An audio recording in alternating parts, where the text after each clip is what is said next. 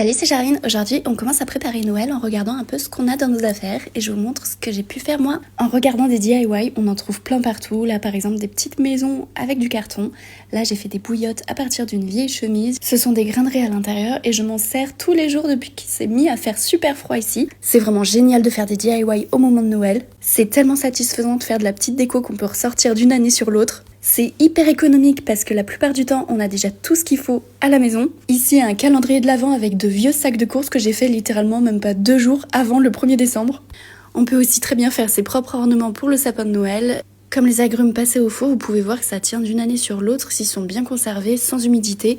On peut aussi se faire des guirlandes, que ce soit en agrumes, avec du carton, un feutre blanc. J'ai fait mes étoiles avec de vieux emballages carton et le doré vient en fait des papiers de Ferrero Rocher. Il faut vraiment pas grand chose pour faire des choses hyper mignonnes.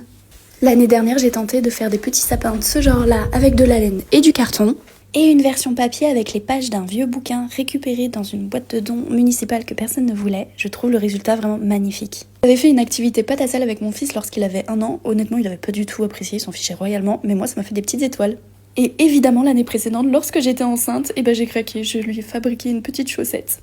Je vais avoir aussi d'autres styles de guirlandes.